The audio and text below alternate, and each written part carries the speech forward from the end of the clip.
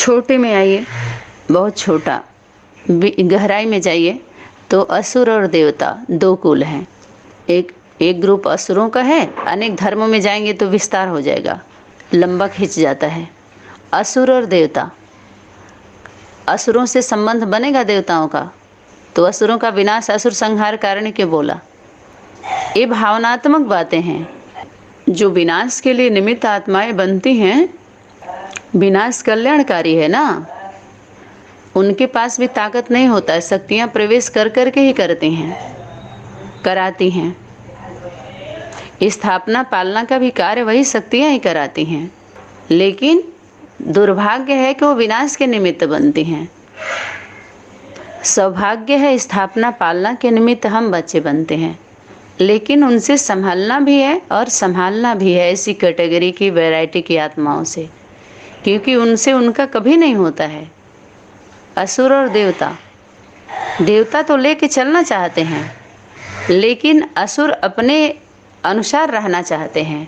वो मांसाहारी होते हैं, चमड़ी दमड़ी पर उनका ध्यान होता है, रूहानियत नहीं होती उनके अंदर। इन सब बातों से मुक्त नहीं होते। वो मुक्ति की बात करते हैं, बिंदी की बात करते हैं, लेकिन विदेह स्टेज जो अव्यक्त स्टेज कहते हैं, अव्यक्त स्टेज नहीं होती उनकी। ठीक है। ब्राह्मण कुल, ब्राह्मण जो होता है तपस्वी होता है, त्यागी होता है। वो उसको परमात्मा शक्ति का वरदान मिला हुआ होता है। वो भूखे नहीं मरता है कभी, और वो मन वचन कर्म में एक होता है। और जन्मते ही कोई ब्राह्मण नहीं बनता है, पहले ब्राह्मण कुल में तो आ गए, लेकिन यज्ञोपवीत होता है, जनेऊ धारण कराया जाता है 3 सूत्र का। वो मन वचन कर्म का होता है। और 3 सूत्र ज्ञान होता है, रस्ता और रचना का, बार बार आया हुआ है। रस्ता और रचना का फुल नॉलेज धारण करो, क्योंकि वो त्रिमूर्ति का कनेक्शन है, त्रिमूर्ति से है वो। तो जो यहाँ इस छोटे से परिवार सर्व के संबंध में आएंगे, वह वहाँ विश्व के क्या बनेंगे? बताओ, कौन से राजे बनेंगे? बाहरी दुनिया जो अनेक धर्म की आत्माएं हैं, उनके कंट्रोल करने वाले राजे बनेंगे। वो उनके राजा हैं। यहाँ तो अपने परिवार में कोई छोटा बड़ा का भाव नहीं रहता है। प्रजा भी अपने को प्रजा अनुभव नहीं करती है, वो अधिकारी अनुभव करती है, वारिस अनुभव करती है अपने को। प्रजा वर्ग की आत्मा भी यहाँ उसका भान नहीं रहता है, क्योंकि भले विकलांग ही बच्चा क्यों ना हो, लेकिन माता पिता की प्रॉपर्टी पर उसका अधिकार होता है ना।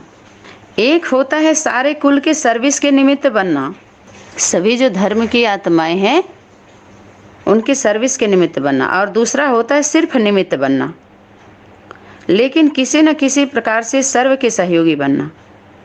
तो हम लोग सहयोग करने के लिए तो तैयार हैं, आप सभी को सहयोग दिया जाएगा, लेकिन जो सिस्टम बन रहा है उस सिस्टम में सहयोगी बनिए। आप उसकी व्यवस्था को ठीक करने में सहयोग करिए। आप अपना ही लेकर के आएंगे तो हम क्या देंगे? आप खुद ही अमीर हैं, तो फिर आप वहीं बांटिए जो आप लेके, जहाँ के अधिकारी हैं, जहाँ के निमित्त हैं 12 संगठनों के। यहाँ देंगे क्या? यहाँ व्यवस्था में सहयोग करिए, सच्चाई सफाई से रहिए, पवित्रता से रहिए। 1-2 के मनोबल को बढ़ाने के लिए सहयोग दीजिए कि उसका बढ़े ना कि घटे।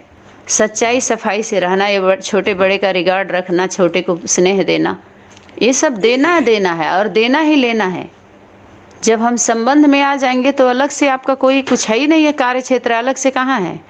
जो माता पिता का है वो बच्चों का कार्य है। उससे अलग कर रहे हैं तो जरूर आपकी दुनिया कहीं और बुद्धि जा रही है, भटक रही है, कुछ और करना चाह रहे हैं, कर रहे हैं। लेकिन गुप्त रीति से यहाँ जांच करने जो आएगा वो खुद ही, उसके पास है ही नहीं है जांच करने के लिए कुछ भी। वो खुद जांच हो रहा है, वो भूल जाता है कि हम सीसी कैमरे में हैं, निगरानी में हैं, सब नज़र में हैं। सीसी कैमरे के, माँ के कैमरे के नज़र में हैं सभी लोग।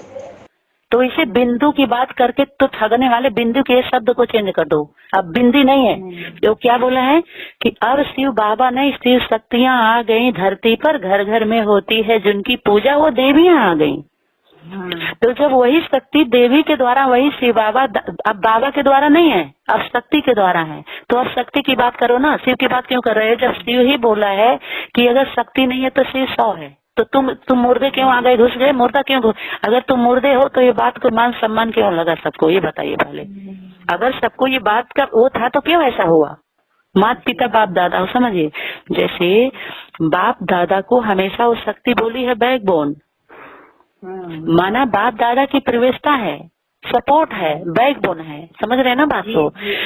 तो माता पिता के बाद बाप दादा आता है, बाप दादा माता पिता नहीं आया है ना कभी भी नहीं। तो सत्य शब्द जो है, शब्द जब साकार रूप लेगा, शरीर रूपी रथ धारण करेगा, वो प्रत्यक्ष होगा, समझ रहे हैं। जैसे मैं बोल रही हूँ माता जी, तो ये शब्द है आपके कान में रेज जा रहा है, आवाज ध्वनि सुन रही है ना। जो हमारे जीवन की घटना, हमारे बच्चों के जीवन से जुड़ी हुई घटना, वो पॉइंट हमारे वहाँ, वो बीज बातें मैं लेके आई हूँ यहाँ केंद्र पे। बोलिए, जैसे मधुमक्खियाँ अनेक फूलों से रस लेके शहद बनाती है, शहद सभी के काम आता है, अमृत हो जाता है। बोलिए, फील्ड में वो है। तो आप लोगों का जब शक्ति आगे निकली है तो हनुमान जी, गणेश जी उसको रास्ता दिखा रहे हैं। वही शक्ति प्रवेश करके बाल रूप दे के उस शक्ति रास्ता दिखा रही है, आपको मैं बता रही हूँ। उस शक्तियों की प्रवेशता है, वो लेकर आपके अंदर भी शक्तियों का प्रवेशता करके हमको सहयोग मिल रहा है, सहयोग दिया जा रहा है मुझे, समझ रहे। अब मेरे द्वारा प्रवेश करके आप लोगों को सहयोग दिया जा रहा है, तो सहयोग लेना चाहिए ना। शक्ति बोली थी, जब माता पिता बैठे हैं सहयोग करने के लिए तो बच्चे गलियों में घुस जाते हैं, बोझा अपने सिर पर लेकर के ढोने लगते हैं। बाप आया हुआ तो बाप को बोझा दे दो ना, अपने बोझा लेके चल रहे हैं सभी लोग।